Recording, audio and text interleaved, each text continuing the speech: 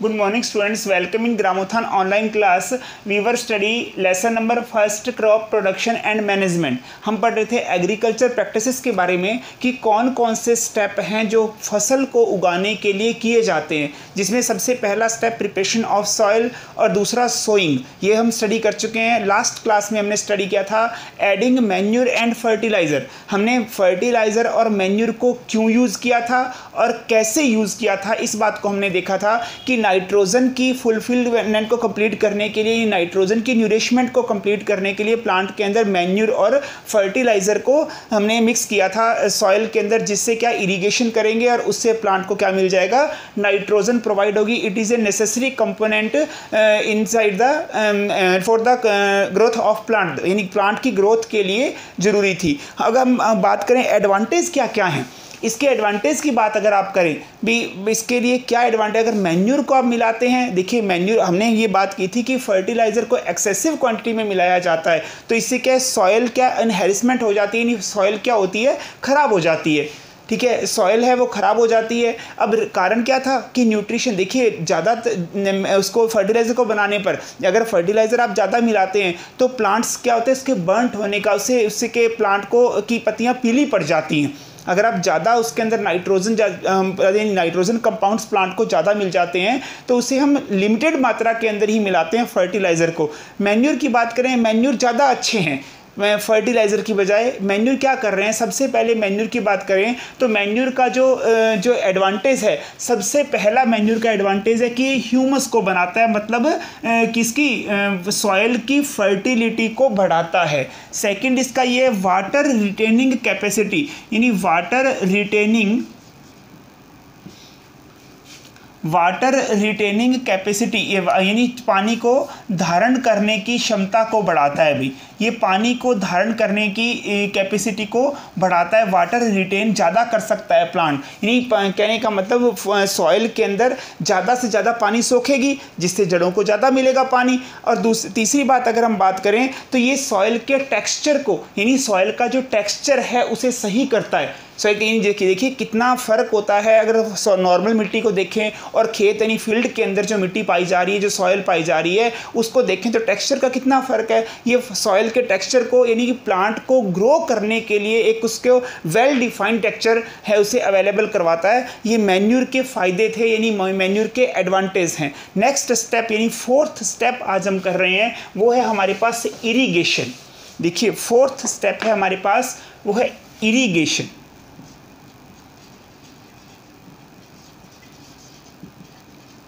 Irrigation, the means of the irrigation watering of the plant, यानी पानी देना, plant को पानी अवेलेबल करवाना। देखिए water is a good source of solvent, यानी सॉल्यूशन का सबसे अच्छा जो सोर्स है वो क्या है, वाटर है। वाटर, पानी को इसके अंदर हम जब फर्टिलाइज़र उसे तभी मिलेंगे जब हम उसे पानी देंगे। पानी के अंदर डिज़ोल्व होकर वो फर्टिलाइज़र और उसके मैन्यूर्स के इंग्रेडिएंट्स हैं वो प्लांट की सेल्स को, यानी रूट्स को मिल जाते हैं और इससे पूरे प्लांट ग्रोथ करता है। तो अगर हम इरीगेशन की बात करें, the means of the irrigation watering of the plant in definite class interval, यानी एक निश्चित समय के बाद में प्लांट को पानी देना है, लगातार खेत में पानी लगाना है, आप इसे इरीगेशन कहते हैं। अगर आप मेथड्स की बात करें, देखिए अगर आप इनके मेथड्स की, यानी इरीगेशन, सबसे पहले सोर्स की बात कर लेते हैं हम।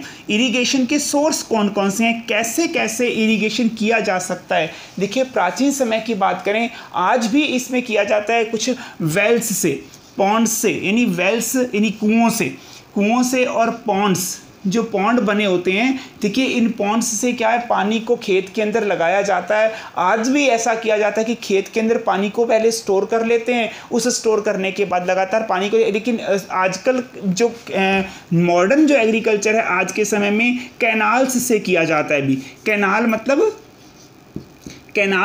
मतलब नहरों की सहायता से इरिगेशन किया जाता है, यानी पानी जो खेत में लगाया जाता है वो नहरों की सहायता से। ऐसे बहुत से रिवर्स हैं, कैनाल्स हैं, वाटर हैं, इसके वाटर लेवल्स हैं, वेल्स हैं, पॉन्ड हैं और इसके साथ साथ ट्यूबवेल्स आपने सबने देखे होंगे। ऐसे सब ये सब इरिगेशन के सोर्सेस हैं कि इरिगेशन कैसे कैसे किया जा सकता है। आप नोट कर सकते हैं स्टूडेंट्स।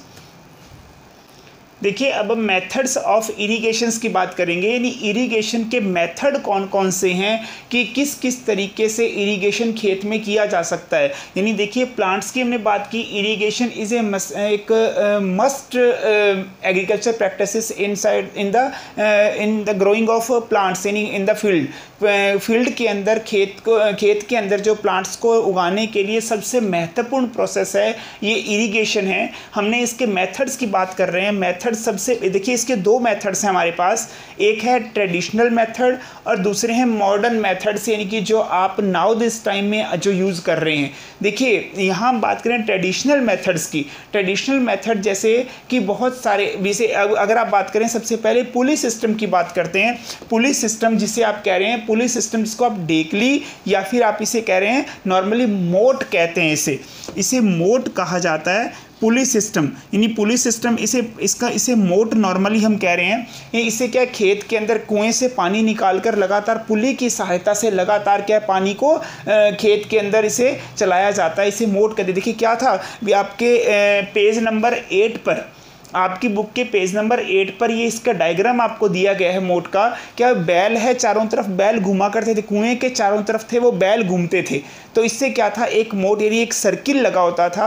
वो सर्किल क्या लगातार पानी को नीचे से उठाता है कुएं से या फिर किसी कैनाल से या फिर एक छोटे सोर्स से पानी को उठाता है और लगातार अपर साइड के अंदर खेत में उसे डालता रहता है, लगातार खेत को ये पानी मिल रहा है, तो इसे आप मोट कह रहे हैं। ये मोट है, जैसे डेकली, रहट, ऐसे बहुत सारे एग्जाम्पल, जैसे चेन पंप, ऐसे बहुत सारे एग्जाम्पल हमारे पास थे जो ट्रेडिशनल मेथड के थे।